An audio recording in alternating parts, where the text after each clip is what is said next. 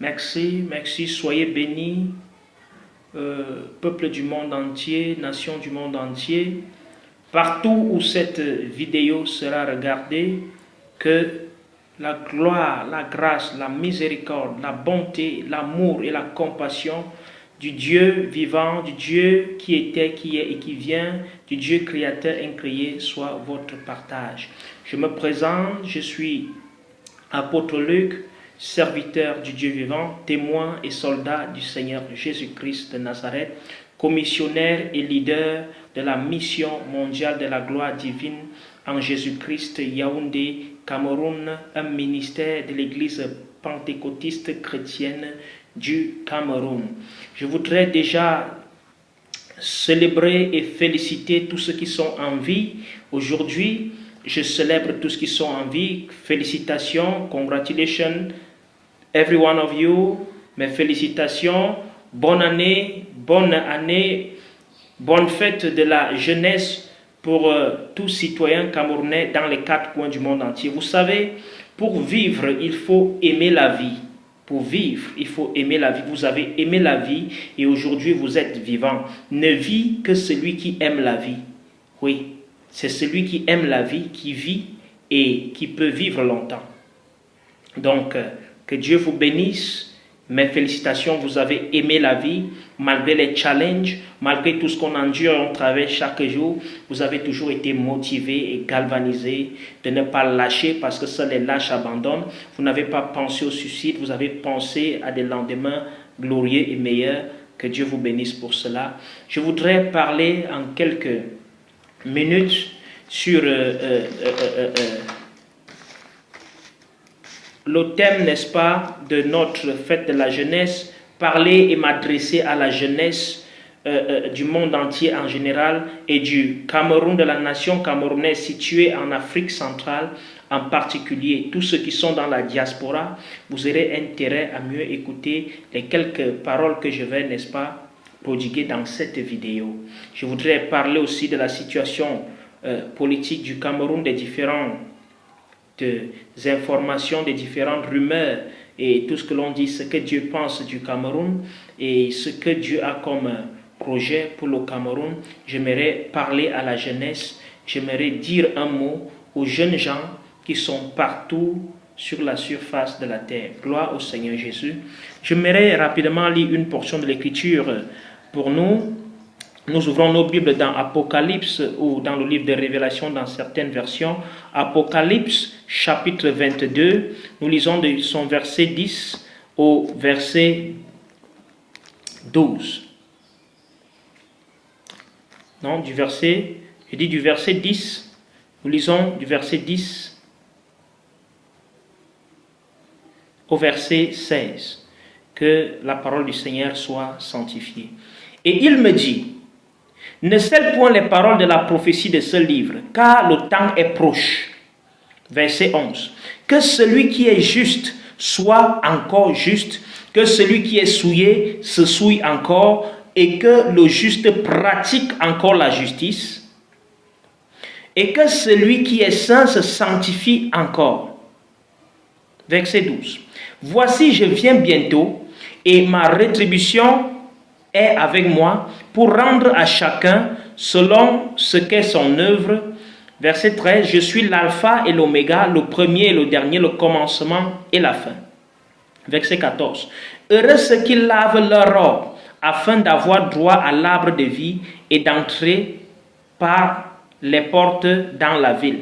Dehors les chiens, les enchanteurs, les impudiques, les meurtriers, les idolâtres et quiconque aime et pratique le mensonge. Moi, Jésus, j'ai envoyé mon ange pour vous attester ces choses dans les églises. Je suis le rejeton de la postérité de David, l'étoile brillante du matin. Alléluia. Que Dieu bénisse sa sacrée parole. Au verset 11, il dit que celui qui est injuste soit encore injuste.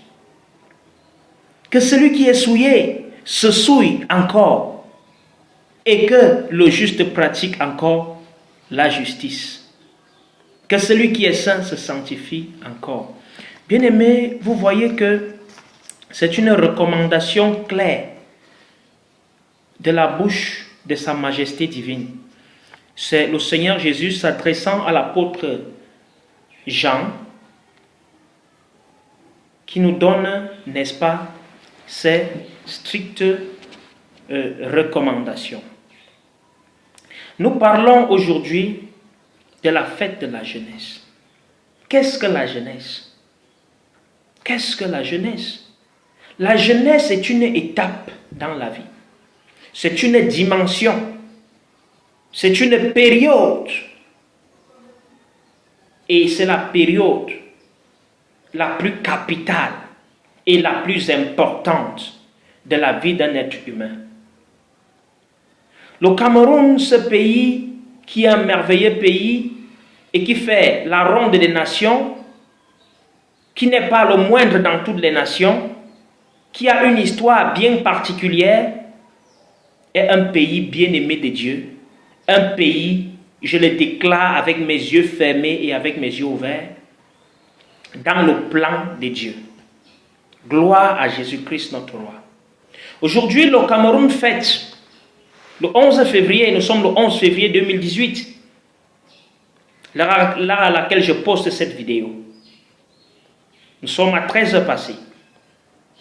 Au Cameroun, bien sûr, à Yaoundé, la capitale. Le Cameroun a célébré aujourd'hui sa 52e fête de la jeunesse, comme de coutumé depuis la première édition de 1967. C'est devenu une routine, c'est la coutume qu'on célèbre la fête de la jeunesse. Vous savez, c'est une grâce pour notre nation d'avoir la jeunesse et on célèbre cela, on célèbre la jeunesse, mais tout en le faisant, on invite la jeunesse à la conscientisation. Parce que la première édition nous parlait de jeunesse et conscientisation. Jeunesse et prise de conscience. Le thème de cette année, c'est la onzaine de la jeunesse 2018. Bien-aimés, je voudrais vous parler en tant que jeune, en tant qu'un acteur, en tant qu'un envoyé, en tant qu'une autorité spirituelle. Les jeunes sont très très importants dans tout royaume. Au ciel, Dieu a commencé par utiliser des personnes âgées. Lorsque Dieu appelle Moïse, Moïse n'a pas le même âge d'Abraham. Lorsque Dieu est apparu à Abraham, ce n'est pas... Abraham n'avait pas le même âge que lorsque Dieu apparaît à Moïse. Lorsque Dieu apparaît à Josué, qui succède à Moïse, Josué n'a pas l'âge que Dieu était apparu, que Moïse avait lorsque Dieu lui était apparu. Gloire à Jésus. Je voudrais vous dire que Dieu aime les jeunes. Dieu travaille avec les jeunes. Dieu a toujours utilisé les jeunes. Un royaume sans jeunesse va s'écrouler. Un royaume sans une jeunesse consciente, dynamique et active ne peut subsister. Si nous n'avons que les vieillards, aucune structure, que ce soit une amicale, que ce soit une association, ne peut donner. Je peux lire beaucoup de jeunes, beaucoup d'exemples de jeunes prophètes que Dieu a utilisés dans la Bible. Moïse était un jeune prophète. Oui. Josué était un jeune prophète. Samson était un jeune prophète. Jephthé était un jeune prophète. David était un jeune roi et prophète. Salomon était jeune. Jérémie était jeune. Ésaïe était jeune. Ézéchiel était jeune. Dieu a toujours... Jonas était jeune. Dieu a toujours utilisé la jeunesse. Pourquoi? Parce que c'est quand on est jeune qu'on prépare sa vieillesse. C'est quand on est jeune qu'on prépare sa retraite. Et quelqu'un a dit, un adage dit, c'est comme on fait son lit qu'on se couche. Si on veut avoir une heureuse vieillesse, c'est en ouvrant les yeux, étant jeune. Étant jeune. Je voudrais m'adresser à tous qui sont dans les prisons. Je voudrais m'adresser à tous qui ne croient plus à la vie. Je voudrais m'adresser à tous qui sont devenus aigris. Certainement, vous avez beaucoup fréquenté. Et vous voyez que vous n'êtes pas utile à la nation. La nation ne sait pas valoriser ce que vous avez passé des années à accumuler comme savoir. Laissez-moi vous dire, Proverbe chapitre 16 au verset 4, c'est la parole de Dieu. Dieu fait toutes choses bonnes en son temps. Le savoir ne se détériore pas lorsqu'on le renouvelle. Toute connaissance qu'on ne renouvelle pas se détériore. Continuez à travailler. Il y a un temps où vous allez mettre ce talent en valeur pour la gloire de Dieu. Ne devenez pas aigri. Ne devenez pas rebelle. Ne vous révoltez pas contre le système. N'agissez pas comme des déçus de la vie, comme des critiques sociaux. C'est ça qui anime beaucoup de gens aujourd'hui. Ne vous ouvrez pas aux critiques. Croyez en vous-même et croyez en Dieu. Je veux lire dans le Proverbe chapitre 20 au verset 13. Proverbe chapitre 20 verset 13 dit: n'aime pas le sommeil, de peur que tu ne deviennes pauvre. Ouvre les yeux, tu seras rassasié de pain. N'aime pas le sommeil, jeune. En d'autres termes, réveille-toi, sois conscient. On ne peut pas dormir les yeux ouverts. On dort les yeux fermés. C'est pourquoi la Bible dit: n'aime pas le sommeil, de peur que tu ne deviennes pauvre. Ouvre les yeux. Ouvre-les. Parce que quand on a les yeux fermés, on ne voit pas ce qui se passe. En d'autres termes, on refuse, on se résigne, on refuse de s'impliquer. On se tient en spectateur et non en acteur. Lorsqu'on a les yeux ouverts, on peut mieux voir ce qui se passe et mieux s'impliquer. Est-ce que vous comprenez? N'aimez pas le sommeil. Dormir ici veut dire la léthargie. Dormir ici veut dire le désir de ne pas vouloir être un acteur. L'inactivité. L'irresponsabilité. En clair. Donc jeune, il n'est plus temps de dormir. Il est temps d'ouvrir les yeux. Que tu t'impliques sur la succession du trône de ton père. Que tu t'impliques sur les activités de ton père. Que tu t'impliques sur les affaires de ta famille. Ce n'est pas l'affaire de tes oncles. Ce n'est pas l'affaire des grands-pères. Tu dois déjà commencer à emboîter le pas. Il y a un adage qui dit que les éléphants s'en vont et laissent les éléphantos. Les éléphants ne s'en vont pas et laissent les défendre. Je sais que pour plusieurs personnes, ce qui trouve plus indispensable en des éléphants, ce n'est que la défense. Oui, ce n'est que les défenses. Ils n'ont rien à foutre de la chair des éléphants. Ils ont juste besoin de leur défense. Mais l'adage dit expressément et avec sagesse que les éléphants s'en vont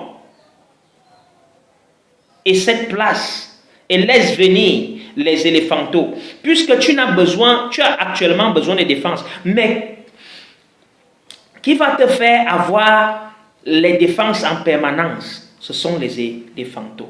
Donc, nous avons des gens qui nous ont précédés. Nous avons nos aînés. Nous avons nos pères qui sont venus avant nous et qui ont commencé dans plusieurs domaines. Maintenant, il est temps qu'on s'implique, qu'on emboîte le pas, qu'ils commencent à nous montrer certains secrets, qu'ils nous enseignent au travers de l'expérience, parce que quelqu'un dit que l'expérience demeure l'un des meilleurs enseignants. Certainement, nous avons la théorie, mais lorsque quelqu'un qui a l'expérience te prêche au travers de son expérience, c'est plus rassurant. Donc nous avons besoin de nous rapprocher, de nous impliquer des affaires qui concernent le gouvernement. Cher jeune, ne deviens pas un critique. Implique-toi avec ton âme, avec ton corps. Désire le bien de cette nation. Désire le bien de ton pays, ceux de la diaspora. Désirez, le Cameroun n'est pas un pays de merde. Lorsque vous le dites, écoutez, qu'est-ce qu'on veut? On veut le changement. Alors, pour vouloir le changement, il ne faudrait pas dire des paroles négatives. Nous parlons ce que nous voulons voir. Nous voulons que ce pays soit le pays où coule le lait et le miel. Que la paix ne soit plus une expression de bouche, mais qu'elle soit visible, concrète, touchable et palpable. Alors, ce n'est pas en critiquant. Je vais lire une parole encore adressée à la jeunesse dans le même Proverbe chapitre 20, le verset 29 qui dit: la force est la gloire des jeunes gens, et les cheveux blancs sont l'ornement des vieillards. Bien aimé, vous voyez, voilà comment Dieu voudrait qu'une société soit structurée. Dieu ne voudrait pas que des jeunes dans son royaume. La Bible dit au ciel que les 24 vieillards se prosternent.